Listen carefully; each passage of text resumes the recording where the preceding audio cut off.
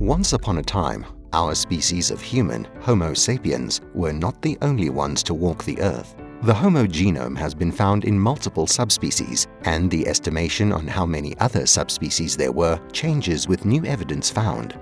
But there is an accepted 9 to 12 subspecies of humans most archaeologists and scientists agree on.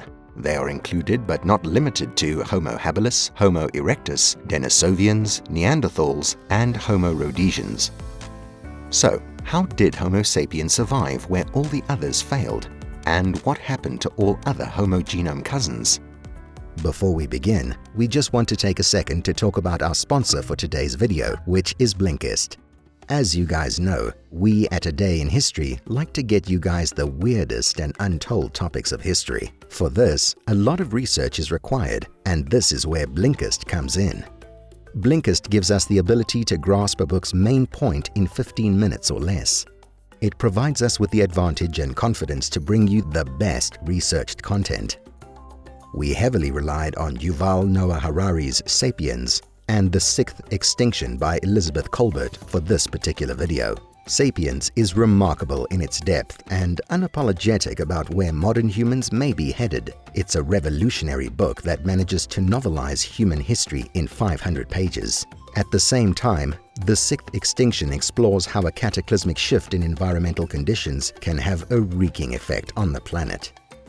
Blinkist has over 5,000 titles from 27 categories, including recent bestsellers. You can even download these titles offline and listen and read simultaneously.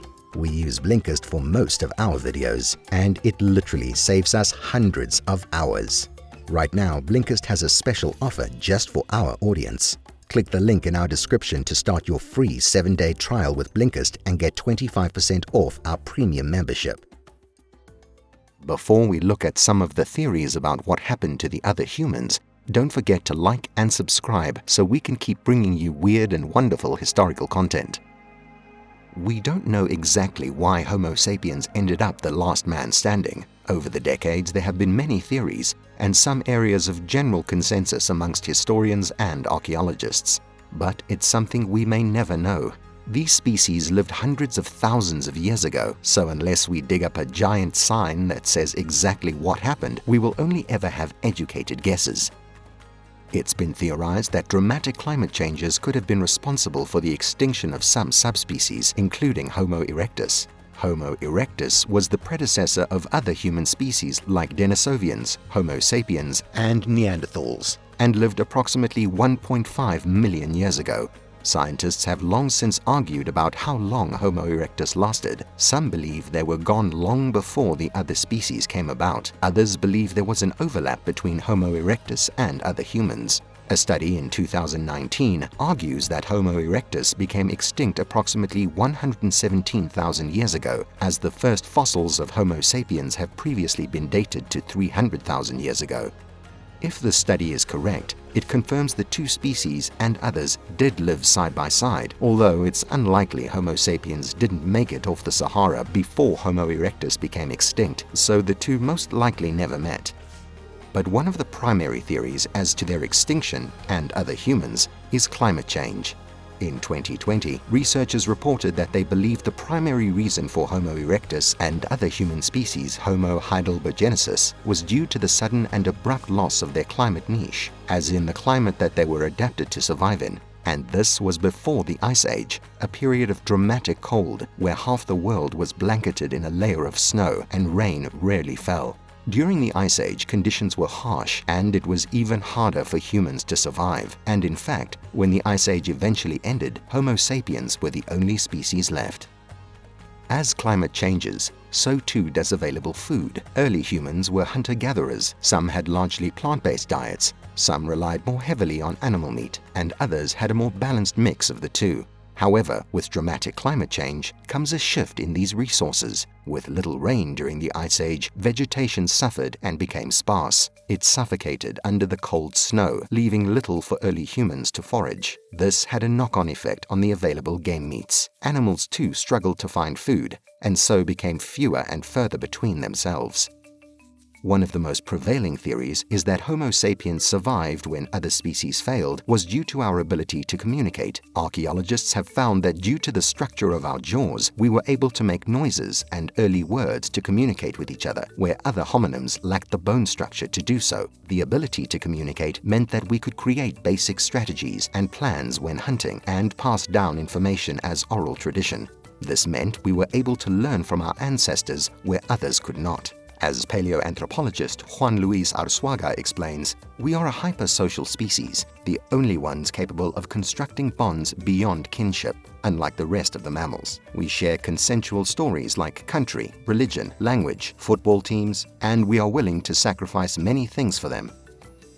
Another reason may have been that Homo sapiens were better hunters than the other hominins. Archaeologists have found that we preferred long-range weapons like spears when hunting and were more likely to keep our distance. Other genomes have been found with much shorter handheld tools. That meant fighting and taking down animals for food was done in much closer quarters, leading to far more injuries and deaths.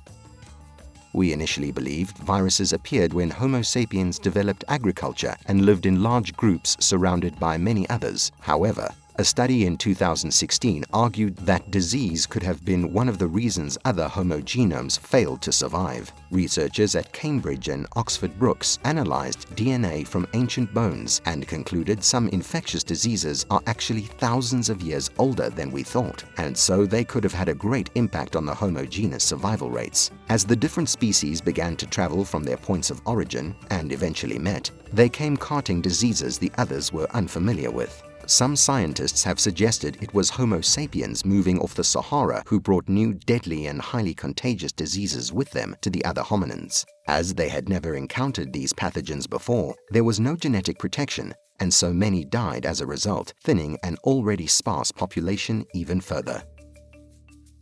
The less peaceful suggestion is that different homo-genomes didn't just live side by side, occasionally meeting, interbreeding, then separating, but in fact, each species was deeply mistrustful of each other, and fighting ensued when they met.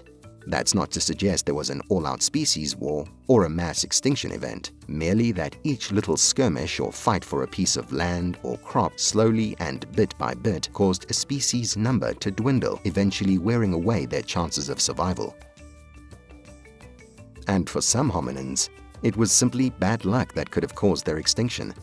The Neanderthal population, for example, was very small and spread out across Europe and Asia. They had fluctuating death and birth rates, and it could have been there simply weren't enough of them available to simultaneously hunt and protect the camp and children. Interbreeding could have also impacted their physical abilities, and then those who were left simply couldn't survive the harsh climate of the Ice Age. They may have even bred with Homo sapiens, and the remaining few of the species were assimilated into their own. This is backed up by finding of 3% Neanderthal DNA in some present-day humans. So there we have it. There is no one reason other species died out and Homo sapiens survived. We might have been the next step on the evolutionary ladder, or we simply just got lucky. Either way, you have to feel bad for our human cousins. Look out, there's a Neanderthal behind you. You better like and subscribe quickly before he clubs you over the head.